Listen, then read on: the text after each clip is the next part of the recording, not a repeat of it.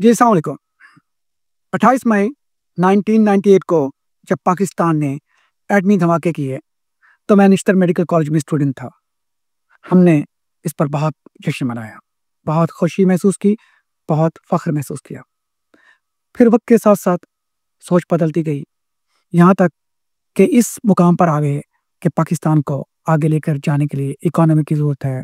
हम कहाँ दफ़ा के पीछे भागते रहे, एटम बम के पीछे भागते रहे, जबकि एक आम आदमी ख़तरे गुर्बत से भी नीचे ज़िंदगी गुज़ार रहा है।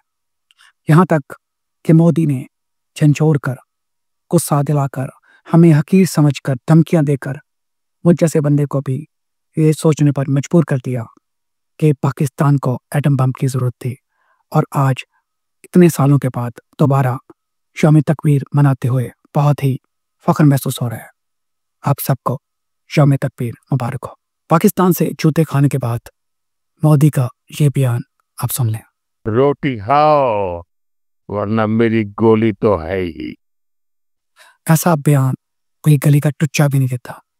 आज की तारीख में ये विलन भी, अगर आप सोचें, इनकी यह कॉपी कर रहा है गब्बर सिंह की। ये 1975 में फिल्म आई थी। ये डायलॉग भी 50-50 साल से लोग बोलना बंद हो गए हैं, जिसमें ये घटिया इंसान जिसने अपनी औकात दिखा दी है कि अंदर से तो ये चाय वाला ही है ना, ये हमें बता रहा है कि रोटी खाओ वरना मेरी गोली है। तुम क्या हमें गोली मारोगे, हम तुम्हारे पूरे मुल्क के आबी बुखारात बना देंगे। और क्या ही हुस्न इत्तेफाक है कि मई के महीने में ही इन लोगों ने ये किया है। मई के महीने में ही यौम तकबीर हुआ है और मई के महीने में ही ये लोग पूरी दुनिया में अब मारे-मारे फिर रहे हैं। और आज शशि थरूर एक वफ़द लेकर आया हुआ है अमेरिका में और रोने रो रहा है कि पाकिस्तान ने इनके साथ किया क्या है। अच्छा, अब शशि थरूर वो बंदा है जिसको मैं बड़ा आइडियलाइज़ करता था। इसने किताबें लिखी हैं, बड़ी अच्छी बात करता था, लॉजिक की बात करता था। आज आप इसका भी बयान सुन लें। Our Prime Minister has made it very clear. Operation Sindoor was necessary because these terrorists came and wiped the sindoor off the foreheads of 26 women. इन सब की अकल दानिश जैसे नाक से बहकर लोगों के सामने आ गई है। इसकी बात सुन लें कि 26 औरतों का सिंदूर मिटाया और इनको ये भी नहीं पता कि जिन्होंने मिटाया है उनका पाकिस्तान से कोई लेना देना है। लेकिन नहीं, इसके बदले उठाकर रॉकेट मार दो, मिसाइल मार दो और उसके बाद इनका ये ख्याल है कि पाकिस्तान जवाबी कार्रवाई नहीं करेगा। जैसा कि मैंने आपको बताया था कि नेटो की पार्लियामेंट्री असेंबली के इजलास में मुझे शिरकत का मौका मिला। वहाँ एक कांग्रेसमैन के चीफ ऑफ स्टाफ ने, जिससे मेरी काफ़ी दोस्ती है, उसने हँसते हुए बताया कि उसको एक इंडियन लॉबी की तरफ से डोज़ियर मिला, जिसमें जनरल आसिम मुनीर के हवाले से बेपनाह शिकायत थी कि कैसे जो पहलगाम में दहशतगर्द हमला हुआ है, उसके पीछे भी जनरल आसिम मुनीर का हाथ है और भी बहुत कुछ।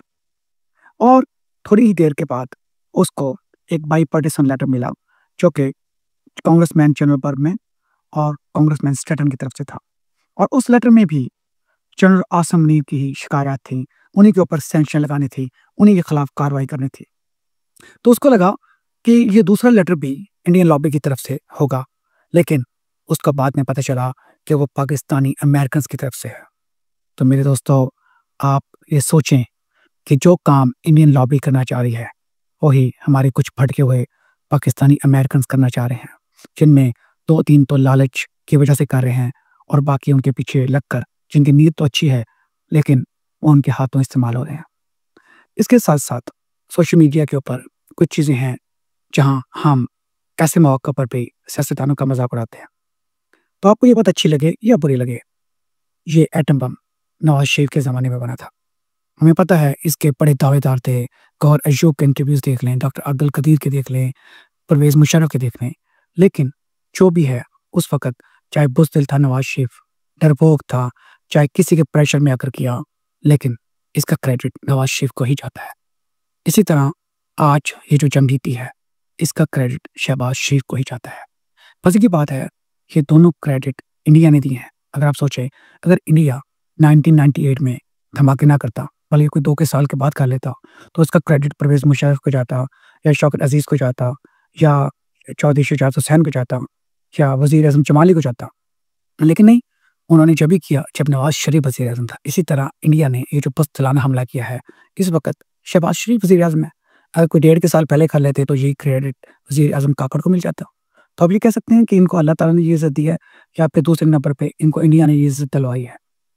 इसी तरह अहम बात है, पिछले दिनों सोशल मीडिया पर उसका मज़ाक बनता रहा, लेकिन ये भी सच है कि जून 1999 में जब जेएफ थंडर की डील साइन हुई थी, तो नवाज़ शरीफ ही वज़ीर-ए-आज़म था। अब आप ये कह सकते हैं इनको इतनी बारियाँ मिली हैं, तो इस दौरान जो अच्छे वाक़यात हुए, अच्छे काम हुए, उनका इनको क्रेडिट जाता है। इसी तरह जब इमरान खान वज़ीर-ए-आज़म था, तो कैसे हमने बहादुरी से अभिनंदन को गिरफ्तार किया और पूरी दुनिया में हमारा नाम हुआ, फिर हमने उसको ग्रेसफुली वापस किया, तो इसका क्रेडिट इमरान खान को जाता है।